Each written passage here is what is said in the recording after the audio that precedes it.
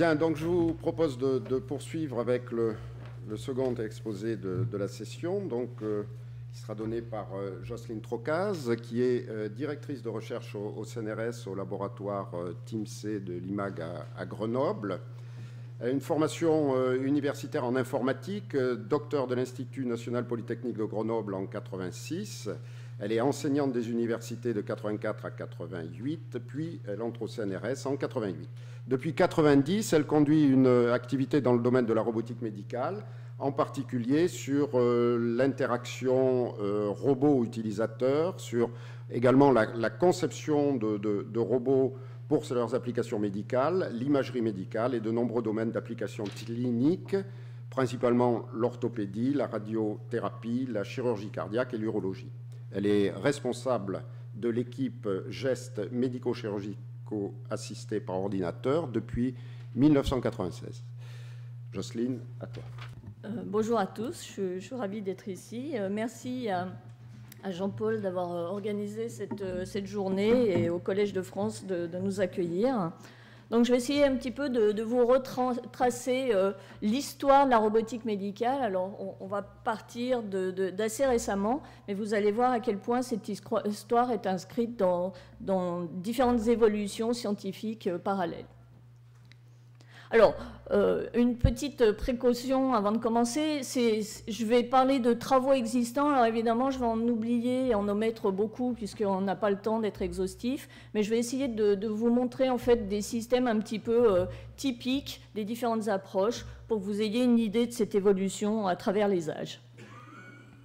Alors, cette robotique médicale, elle date des années 80, début des années 80, et en fait, si elle est relativement jeune, elle est le fruit de l'évolution d'un certain nombre de domaines. Alors évidemment, la médecine, on a vu avec l'exposé du professeur Dubousset à quel point les choses ont évolué.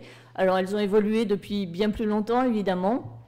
Et puis, très tôt, vous voyez que déjà, il y a 2 siècles, on commençait à faire de l'endoscopie, donc à vouloir avoir une vision de l'intérieur du corps de manière aussi peu invasive que possible.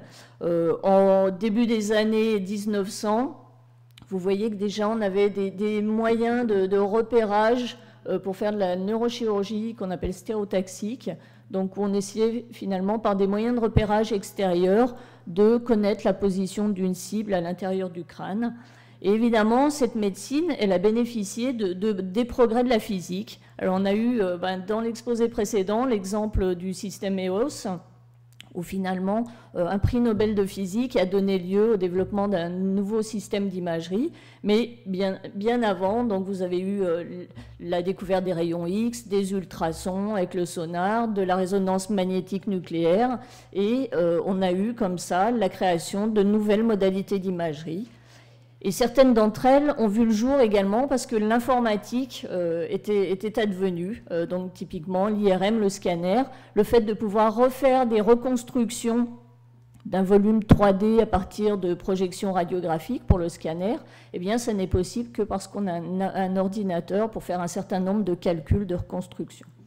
Alors, depuis longtemps également, on avait envie de faire des machines qui faisaient des choses à la place de l'homme. Donc, des prémices de la robotique. Alors, à Grenoble, on cite toujours Vaucanson, puisque ça a été un savant qui a fait des machines, des automates extrêmement impressionnants, comme le canard là, qu'on voit digérer en quelque sorte. Et donc, ces prémices de la robotique, eh bien, ensuite, ils sont suivis par des vrais robots. Et vous voyez que le premier robot industriel, il est quand même assez récent. Il a une 50aine d'années, en 1961. Donc, tout ça a convergé vers la robotique médicale au début des années 80. Alors, pourquoi on a besoin de robots médicaux ? Donc, une tendance générale dans les gestes médicaux, c'est d'essayer d'être mini-invasif, donc le moins agressif possible pour le corps du patient. Ça a des conséquences positives pour le patient, mais négatives pour le clinicien, parce que ça lui rend le geste plus compliqué. On parle souvent de chirurgie en trou de serrure. Et bien, quand on regarde à travers une serrure, on a un champ de vision extrêmement réduit. Et puis, si on doit passer des instruments à travers cette serrure, et bien, également, on a une perte partielle de la perception. Donc, le geste mini-invasif devient plus compliqué pour le clinicien du fait de cet accès réduit. De plus, bien heureusement, maintenant on fait des diagnostics de plus en plus précoces et donc on a affaire à traiter des cibles de plus en plus petites. Donc il faut être de plus en plus précis, être capable de détecter ces cibles de plus en plus facilement avec des modalités d'imagerie. Alors, le clinicien manipule plein d'informations. On a vu des exemples tout à l'heure avec tout un tas d'informations sur le squelette, sur les ligaments, sur les disques intervertébraux, etc. Ces informations, elles proviennent d'un tas de capteurs que, en tant que patient, vous avez certainement malheureusement expérimenté. Donc, on a des radios, des ultrasons, des scanners, des IRM, des endoscopies et j'en passe. Et donc chaque modalité d'information, d'imagerie, donne un type d'information qui est souvent complémentaire d'une autre modalité. Et donc c'est extrêmement intéressant d'avoir toutes ces modalités avec leurs aspects soit plus anatomiques, soit plus fonctionnels. Et donc on a à gérer toutes ces informations et à les fusionner. Alors pendant longtemps, la fusion, elle a été que dans l'esprit du médecin. Maintenant, on essaye de donner des outils pour faire cette fusion de manière très quantitative et informatisée. Alors le contexte également de qualité et toute la légalisation de la médecine aussi fait qu'il est extrêmement important d'avoir des outils qui sont aussi des outils de métrologie qui permettent d'avoir une traçabilité du geste et d'en établir une qualité par rapport à un optimum qui aurait été défini. Alors, le fait également que de nombreux acteurs soient impliqués dans un geste médical, hein, on a de plus en plus affaire à des médecines de spécialistes et donc beaucoup de personnes sont concernés par la prise en charge d'un patient. Et donc, tous ces acteurs doivent partager de l'information, d'où l'importance de l'ordinateur dans la pratique de soins. Alors, évidemment, pour tout ce qui est gestion administrative d'un dossier de patient, mais également pour la prise en charge clinique de ce patient. Alors, le nom de mon équipe, GMCAO, pour faire plus court, geste médico-chirurgical assisté par ordinateur. Donc, c'est un domaine qui est né voilà, au début des années 80. Donc, comme l'a dit le professeur Dubousset à Grenoble, Philippe Cinquin a lancé cette activité qui était extrêmement pionnière à l'époque. Hein, la robotique médicale excitait une poignée de personnes dans le monde à cette époque-là. Et donc, l'idée, effectivement, c'était d'offrir aux cliniciens des systèmes d'assistance qui lui permettent de planifier, de réaliser de manière aussi sûre et aussi précise que possible un geste, qui est quelquefois mini-invasif, en utilisant toutes ces informations multimodales et éventuellement des modèles, comme on l'a vu dans l'exemple précédent, dans le cas de la chirurgie du rachis. Alors, on aime bien donc placer le robot médical dans ce contexte-là. Donc, le patient est donc au cœur, même si là on l'a dessiné à la périphérie, il est bien au cœur de ce processus. Et donc, on va lui fournir effectivement, on va fournir aux cliniciens des outils pour l'aider à mieux percevoir le patient, à mieux intégrer les données qu'il connaît de ce patient, les images qu'il acquiert sur ce patient. On va également lui donner des outils pour intégrer toutes ces connaissances a priori dont on a eu un excellent exemple juste avant. Et tout ça va aider à faire un planning, va éventuellement aider à simuler la chirurgie. Là encore, vous avez très bien illustré ces aspects-là. Alors, le planning, ça peut être également des choses un petit peu moins interactives, je dirais. Ça peut être des choses qui ressemblent à de l'optimisation au niveau mathématique. Par exemple, quand on fait de la radiothérapie, donc où il s'agit d'irradier par exemple une tumeur qui a une certaine forme. Donc en fait la prescription, ça va être de délivrer une certaine dose de rayon X à une région du corps humain, donc la forme de la tumeur, et à délivrer un minimum de doses avec des doses maximum sur d'autres organes ou d'autres structures anatomiques du corps du patient. Donc en fait, il va falloir trouver le plan d'irradiation, donc l'arrangement de faisceaux d'irradiation qui permet effectivement de concentrer la dose désirée dans la tumeur et d'épargner au mieux les organes sains. Et donc c'est typiquement un problème qui peut s'exprimer de manière tout à fait mathématique. Alors une fois qu'on a fait un planning, ben, c'est très bien, mais on n'opère pas des données informatiques, on opère un vrai patient. Et donc il faut être capable de transférer ce planning sur le patient et de le réaliser le mieux possible, conformément à ce qu'on a planifié. Et c'est le rôle des systèmes de guidage que d'assister le clinicien dans cette phase. Alors le robot, où est-ce qu'il intervient?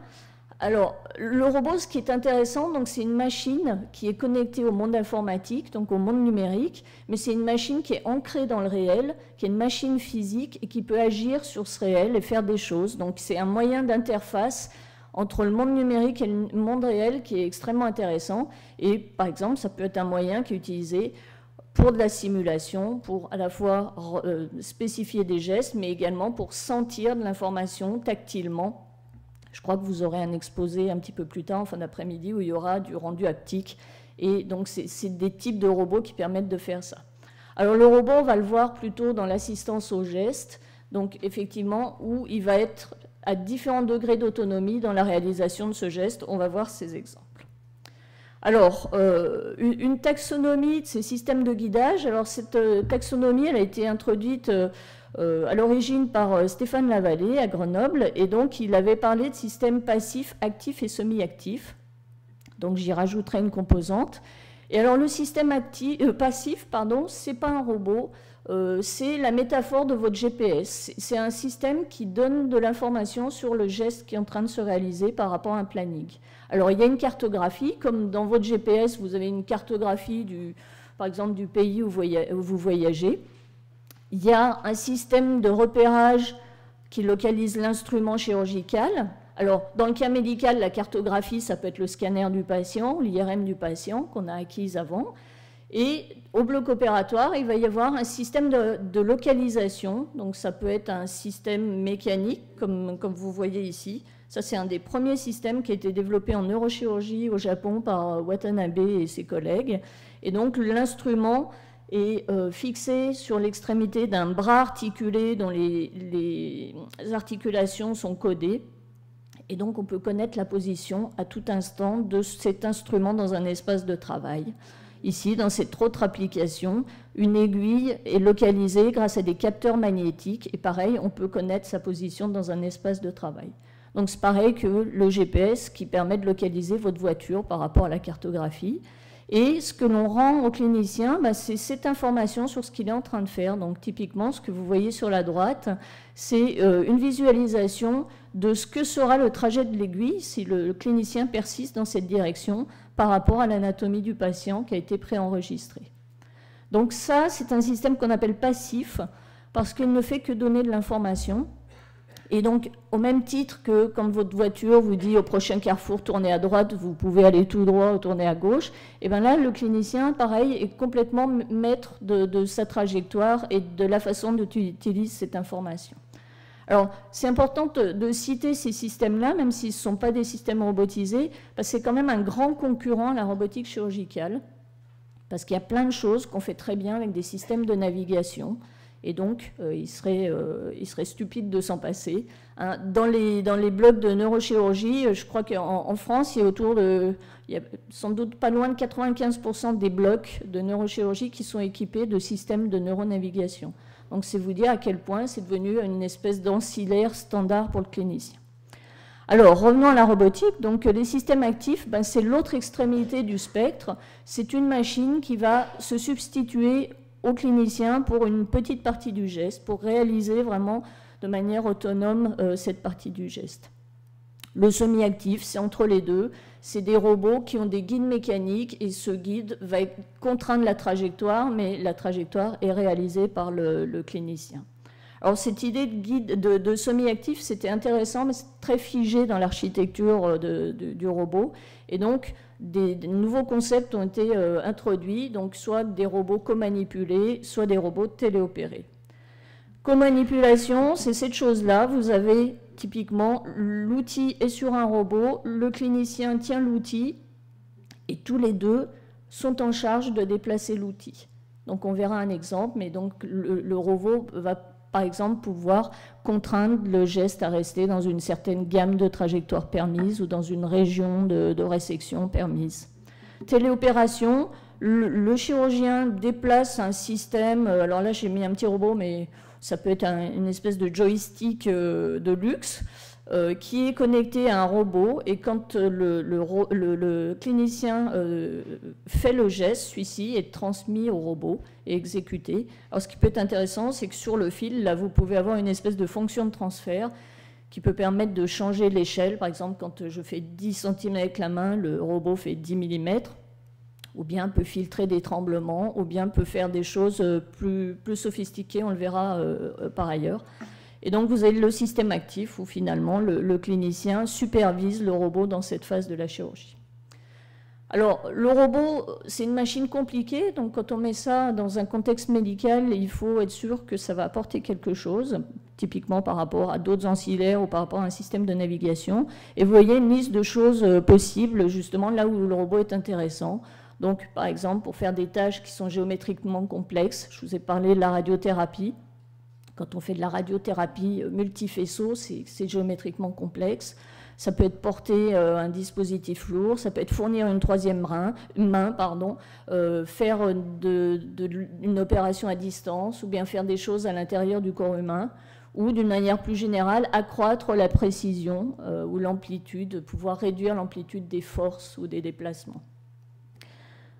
Alors, je reviendrai un petit peu sur ces aspects-là de précision, parce que quand on est ingénieur, on fait souvent une fixation sur les caractéristiques techniques des robots, qui sont extrêmement intéressantes. Donc, il y a toujours un cahier des charges techniques qu'il est important de respecter. Mais vous verrez, ce qui est extrêmement important également, c'est d'être conscient du fait qu'il y a un cahier des charges clinique et qu'il faut non seulement montrer que votre robot il est précis au pouillème de millimètre, mais qu'également il va contribuer à quelque chose au point de vue clinique et que le patient sera mieux pris en charge avec le robot que sans le robot. Alors vous voyez quelques exemples. Alors on voit des grosses choses, des gros robots. Donc ici un robot pour l'orthopédie, Robodoc, le robot Da Vinci pour faire de l'opération microchirurgie et chirurgie endoscopique. Ici le robot CyberKnife pour faire de la radiothérapie. Ici, le robot Surgiscope, qui est un porte-microscope opératoire. Et vous voyez que ces robots répondent aux différentes fonctionnalités. Par exemple, le CyberKnife, à la fois, il fait des choses géométriquement complexes. En plus, il permet de déplacer le système d'irradiation qui est extrêmement lourd. Et en plus, il est capable de compenser la respiration du patient. C'est-à-dire que quand, par exemple, on irradie une tumeur du foie, eh bien, quand le patient est irradié, il respire. Et donc, la tumeur bouge avec la respiration. Et si on n'en tient pas compte, on peut irradier un volume plus grand ou au contraire manquer une partie de la tumeur. Et donc là, le robot est doté de capacités de perception qui fait qu'il est capable de suivre, de respirer avec le patient et de suivre la tumeur au fur et à mesure de la respiration. Vous voyez des choses beaucoup plus petites. Donc ça, c'est des robots qui ressemblent à des robots industriels un peu conventionnels. Et puis vous avez des systèmes qui sont des systèmes beaucoup plus petits. Ici, c'est un robot qui est posé sur le corps du patient, qui permet de déplacer un endoscope. On reviendra sur cette application. Et là, c'est encore plus petit, c'est un robot endocorporel. Alors le robot, la composante active, elle est ici. Vous voyez, ça c'est dans un œil, donc c'est des vaisseaux de la rétine. Et donc ce système se déplace à l'intérieur de la cavité oculaire grâce à des champs magnétiques. On voit ici des bobines magnétiques. Et tout ça est contrôlé par de l'imagerie. Et on a une image microscopique du robot dans l'œil du patient. Alors là, ça doit être des expérimentations animales, si je ne me trompe pas. Et donc, on peut ainsi contrôler la trajectoire du robot grâce à cette imagerie externe. Donc, vous voyez que la gamme des tailles et des applications est assez grande. Alors, les premiers pas, donc, ils étaient en neurochirurgie stéréotaxique, assez naturellement, hein, au niveau robotique. Ça faisait très longtemps, comme je vous disais, qu'on avait une approche un peu métrologique de ce type de geste. On était dans le mini-invasif déjà depuis très longtemps. Et très vite, on s'est servi du scanner, de l'IRM, de l'imagerie 3D pour arriver à mieux localiser les cibles qu'on voulait atteindre. Alors, je crois que ça, c'est vraiment le premier robot médical. Alors, je suis désolée, il n'y a pas de jolies photos parce que le papier, la version numérique du papier I3E qui relate ces recherches n'est pas de bonne qualité. Donc, j'ai mis le petit schéma. Et donc, ce qu'on voit, c'est un patient, il y a le tube du scanner, et ce petit robot, c'est un robot Puma 260, qui est un robot industriel à la base, et il permettait d'indiquer une trajectoire de perçage pour atteindre la cible à partir des données scanner. Donc, c'était un système semi-actif, puisque le laser montre la trajectoire et le chirurgien la réalise. Donc une petite série de 22 patients, mais qui a été tout à fait intéressante et pionnière, et ça montrait la faisabilité de l'approche. Alors à Grenoble, donc Stéphane Lavallée, que vous entendrez aujourd'hui, a fait sa thèse sur un autre robot de neurochirurgie. Donc là, c'était au bloc opératoire. Donc on avait non seulement de l'imagerie préopératoire, scanner ou IRM, mais également des radiographies péropératoires, permettant par exemple de localiser les vaisseaux sanguins ou d'autres structures utiles au planning chirurgical. Et donc le robot, qui était un robot industriel modifié pour le contexte clinique, positionnait un guide qu'on voit ici. Donc ce guide mécanique permettait au chirurgien d'introduire l'instrument et de faire l'orifice pour atteindre la cible qu'il avait planifiée. Et vous en voyez ici une version industrielle. Donc ce système, il a été utilisé des années. Il y en a encore des versions qui sont en cours d'utilisation. Il y a eu des milliers. Alors j'ai mis des milliers parce que je n'ai pas osé mettre des dizaines de milliers, mais je pense que c'est des dizaines de milliers. Et donc là encore, c'est un robot semi-actif. Alors j'ai mis ce système-là parce que c'est un peu la même idée que le système de Kuo et collègues, mais donc développé en Suisse. Mais là, le robot allait jusqu'à faire le geste. Donc c'était un robot actif. Donc le patient était sous scanner, on planifiait une trajectoire et le robot réalisait complètement le geste. Donc c'était porter l'automatisation un petit peu plus loin. Donc les publications relatent des séries de 10 patients. Je n'ai pas vu d'autres publications relatives à ce système. Alors très naturellement, on est passé de la neurochirurgie à l'orthopédie. Alors là encore, M. Dubousset nous a bien parlé justement du rôle de la 3D en orthopédie. Là, c'était pour des applications robotiques très manufacturières. Hein. Quand on pose des prothèses, il faut préparer des surfaces osseuses avec des indications de ces plans de coupe très précis pour garantir la qualité de la pose de la prothèse. Et donc, usiner des cavités osseuses ou faire des surfaces osseuses et usiner des pièces mécaniques, ce n'était pas fondamentalement différent. Et donc les gens se sont dit, très naturellement, pourquoi ne pas utiliser un robot pour faire ça? Donc le premier robot, Robodoc, dans ce domaine, qui a été utilisé pour de nombreux patients. Donc premier patient, 92, et vous voyez que la version actuelle est encore en usage. Alors, il y a eu tout un tas de rebondissements dans cette histoire-là. Si vous voulez, je vous la raconterai plus tard, mais on n'aura pas le temps dans cet exposé principal. Alors, on est passé du dur au mot ensuite, puisqu'on s'est rendu compte effectivement que pour les gestes mini-invasifs, donc typiquement, je vous dis, on passe par des petits orifices, donc on perd la dextérité et puis on perd la perception. Alors on voit en particulier que dans ce type de geste, on a une personne qui tient un endoscope. Donc ça permet de capter des images et de permettre à l'opérateur principal de contrôler ce qu'il fait en temps réel. Alors automatiser ça avec un robot, c'est très compliqué parce que tout bouge, tout se déforme. Donc le planning devient caduc extrêmement vite. Et donc on a développé des approches de téléopération avec ce premier robot ESOP qui était un robot porte-endoscope. Donc vous voyez, qui est un robot à 6 axes, si je ne me trompe pas, et qui permet de manipuler, de remplacer cette main, en fait. Et le clinicien qui est en charge de la chirurgie a contrôle de ce robot, il le contrôle par la voix. Donc ça, c'était un grand succès, l'utilisation de ce robot au niveau clinique. Et très naturellement, la compagnie Computer Motion qui a fait ce robot s'est dit, si j'en mets plusieurs, je peux non seulement déplacer l'endoscope, mais déplacer les instruments.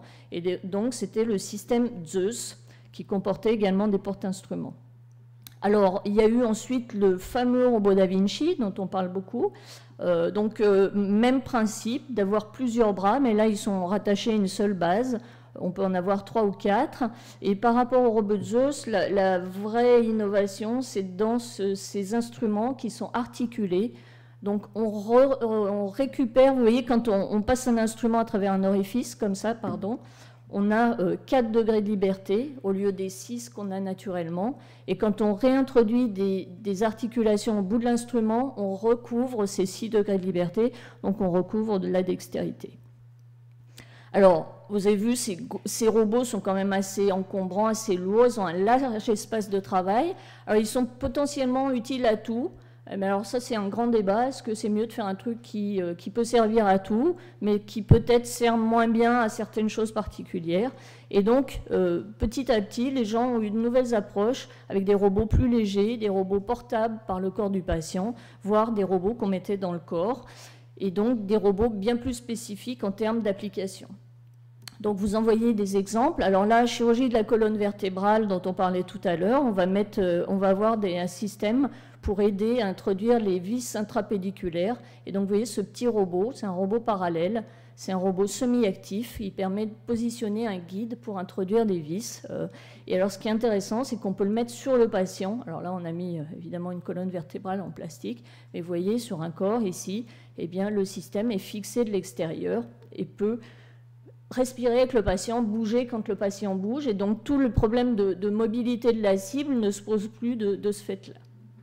Un autre exemple grenoblois, où ici c'est pour préparer des surfaces osseuses pour des prothèses de genoux, et là vous voyez que le robot est installé sur le fémur lui-même, et positionné suffisamment petit pour être fixable à travers la peau, et permettre de guider comme ça le geste.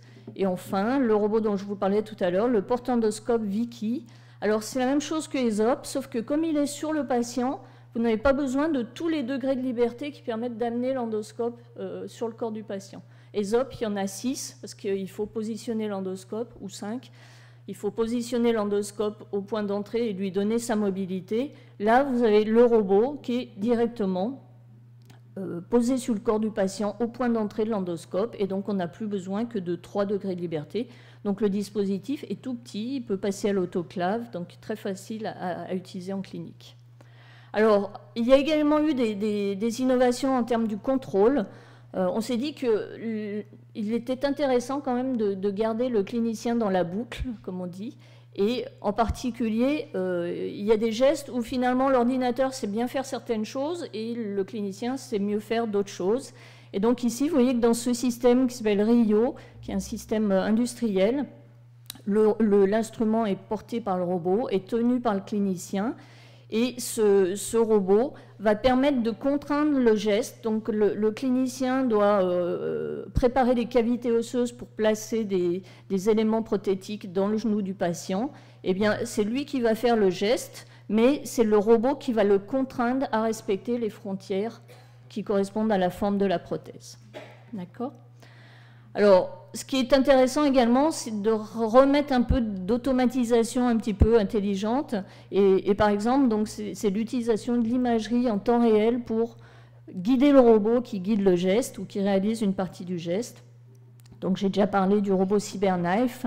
Donc, dans CyberKnife, il y a à la fois de l'imagerie rayon X et des capteurs qui sont collés sur la surface du patient, quoi, sur un gilet qu'il porte, qui vont permettre, à partir du suivi de la position de la surface extérieure du patient, de déduire les mouvements des organes intérieurs. Parce que quand vous respirez, votre poitrine, elle fait comme ça, et vos organes, ils font comme ça. Donc, il ne suffit pas juste de suivre la poitrine, il faut savoir corréler les mouvements extérieurs aux mouvements intérieurs, et donc ce système permet de le faire. Mais il y a d'autres types de robots couplés à de l'imagerie de type ultrasonore. Donc, par exemple, ici à Grenoble, on développe un robot pour de la curithérapie de la prostate qui est guidé par l'imagerie 3D ultrasonore, donc qui permet de prendre en compte le fait que la prostate bouge et se déforme quand on agit dessus. Et puis, il y a toutes les applications de l'endoscopie, où on va... alors là, je pense que vous aurez des exposés bien plus détaillés par la suite. On a des méthodes de traitement d'image, par exemple, dans le cas du système Vicky, qui vont permettre de localiser automatiquement l'instrument d'intérêt dans les images et de faire en sorte que le robot déplace l'endoscope pour que l'instrument se retrouve toujours dans une région d'intérêt de l'image. Donc vous voyez, c'est des problèmes d'imagerie compliqués, parce que ce sont des images avec des reflets, il y a des instruments qui sont la plupart du temps métalliques, il y a de la fumée, il y a des projections, et donc tout ça, il faut que ça marche en temps réel et que ce soit très robuste. Alors il y a également des approches, spécialement quand on fait de la chirurgie robotisée, pour compenser les mouvements physiologiques. Quand on fait de la chirurgie cœur battant, le cœur continue à battre, donc si vous faites de la chirurgie sur ce cœur, il faut prendre en compte ce mouvement. Alors, ce qu'on peut avoir, c'est qu'il y a des systèmes, des stabilisateurs qui permettent de réduire un petit peu ce mouvement qu'on applique sur le cœur, mais il reste quand même une composante de mouvement résiduel. Et donc, l'idée, c'est d'avoir des systèmes de vision, là encore, de traitement d'image qui permettent de détecter en temps réel ces déplacements de la surface du cœur, et le robot va compenser automatiquement et va suivre ces mouvements de façon que l'utilisateur, par exemple qui utilisera un Da Vinci pour faire de la chirurgie à cœur battant, puisse avoir l'impression qu'il opère sur une cible qui ne se déplace pas. Donc lui ne va garder la composante du geste qui n'est que la composante clinique pour laquelle son expertise est vraiment importante, mais le suivi du mouvement physiologique est à la charge du système. Alors, après, donc on est descendu également en échelle. Donc, vous avez vu ce petit robot. Donc là, j'en ai remis une photo pour le petit système qu'on met dans l'œil. Mais il peut y avoir tout un tas d'instrumentation conventionnelle qui peut être robotisée. Alors, par exemple, à Paris, à l'ISIR, ils travaillent beaucoup sur le développement de cathéters robotisés. Donc, c'est des choses qu'on met naturellement dans les vaisseaux sanguins. Et là, c'est de les équiper de moyens de flexion qu'on est capable de contrôler, qui ne sont pas passifs, qui ne se tordent pas avec les vaisseaux de manière passive.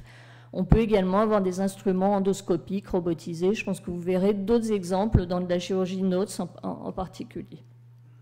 Alors, on a des approches, vous voyez, de robots. Alors, ça ne ressemble plus du tout à un Da Vinci. Ça, c'est un petit robot qui va permettre de faire une coloscopie de manière moins invasive que ce qui est fait avec un coloscope habituel. Donc, ce petit robot est destiné à être inséré dans le rectum du patient et à remonter dans le corps et être capable de prendre des images et de faire l'examen comme on fait une coloscopie habituelle. Alors, dans la gamme de ces systèmes-là, je n'ai pas résisté à cette photo. Ce n'est pas un robot, mais vous voyez, c'est un petit dispositif qui s'appelle M2A, qui est développé. Alors, il y a plusieurs dispositifs similaires d'autres constructeurs, mais celui-là est commercialisé, et donc votre clinicien peut vous prescrire ce système. Donc, vous voyez, ça ressemble à un gros antibiotique, ça s'avale, mais dedans, il y a des caméras, il y a de la lumière, il y a des moyens de communication, et en fait, ce petit dispositif, cette capsule, elle est capable d'enregistrer les images tout au long de votre tractus digestif. Et les images vont être captées sur un boîtier qui est à la ceinture, qui va être après screené par un médecin. Alors, ce truc-là est complètement passif, ça suit ce qui se passe dans votre tractus digestif. Et donc, différentes équipes, dont celle de Dario à Pise, travaillent sur des éléments similaires, mais qui ont la capacité de gérer leur trajectoire eux-mêmes. Donc, c'est un petit robot. Alors, vous voyez que dans ce domaine-là, dès qu'on met des choses très petites dans le corps, déjà, il y a tous les challenges technologiques, mais en plus, il faut que ce soit biocompatible. Et puis, il y a toute la problématique de l'énergie. Donc là aussi, vous aurez un exposé qui sera relatif à ces problématiques-là aujourd'hui. Alors, j'ai refait ce petit dessin donc pour vous montrer en fait un petit peu. On est parti de par là, en 80-85. Donc, un bras robotisé pour des structures rigides, avec une approche d'automatisation. Et vous voyez que dans les trois directions, à la fois les applis cliniques, l'architecture des robots et les modes de contrôle, les choses ont extrêmement évolué. Ça fait 25 ans, ça va faire bientôt 30 ans. Et alors, je n'ai pas eu le temps, vous pouvez faire un petit exercice si vous en avez envie, prendre les différents systèmes dont on a parlé avant et les mettre quelque part sur cette cartographie. Mais on essaye effectivement de progresser dans le plus d'interaction avec l'utilisateur, des systèmes plus faciles à intégrer en clinique, et puis des approches maintenant de moins en moins invasives où on va passer à travers les tubes, les orifices naturels, les voies naturelles pour accéder à différentes parties du corps. Alors, les défis de la robotique, donc, ils sont effectivement technologiques. Bon, je n'ai pas parlé de ça, mais clairement, quand vous mettez un robot dans un bloc opératoire qui tient des instruments chirurgicaux, il faut qu'il y en ait qui soit propre au sens médical du terme. Il faut que les parties terminales soient stérilisables. Donc, ça pose tout un tas de contraintes. Il faut que tout ça soit compatible avec son environnement. Donc ça peut être la biocompatibilité pour les systèmes endocorporels, ça peut être des designs spécifiques quand vous avez un robot par exemple qui doit travailler sous IRM, on ne peut pas avoir de matériaux ferromagnétiques. Et puis, il y a toute la question de la sécurité. Hein. Moi, à l'origine, je venais de la robotique dite industrielle. La première fois que j'ai vu un robot dans un bloc opératoire, j'étais complètement effrayée parce que, en général, dans l'industrie, quand vous mettez un robot, vous enlevez tout ce qui a d'humain à proximité. Et donc, là, ben, vous avez déjà au moins le patient. Alors, en neurochirurgie, il y avait le robot qui était à 15 cm de la tête du patient. Et puis, vous avez les utilisateurs, les opérateurs médicaux qui se servent du dispositif. Donc, ça pose vraiment des problèmes de sécurité. Donc, ils peuvent trouver à la fois des solutions technologiques, des solutions de logiciels. Et puis, il y a toute une approche réglementaire qui va avec, qui ne simplifie pas. Et pour finir, je crois que le réel défi de la robotique médicale, c'est un défi médical, c'est de montrer que ça sert à quelque chose d'un point de vue clinique. C'est-à-dire que par exemple, vous usinez des cavités prothétiques pour mettre une prothèse. Alors évidemment, vous allez faire cette cavité bien plus précisément que ne le ferait le chirurgien à la main. Mais est-ce que cette précision du geste a une influence sur la qualité de vie du patient, la durée de vie de la prothèse, sa stabilité sur le long terme? Et donc ça, c'est des questions qu'il faut savoir se poser quand on développe des robots médicaux. Il faut poser ces questions du service médical rendu, il faut être capable de le spécifier et de le démontrer en faisant des expérimentations cliniques. Voilà, si vous voulez en savoir plus, il y a donc des ouvrages qui ont été publiés par un certain nombre des orateurs qui seront là aujourd'hui sur ce domaine de la robotique médicale. C'est un ouvrage 2012, donc c'est du tout chaud.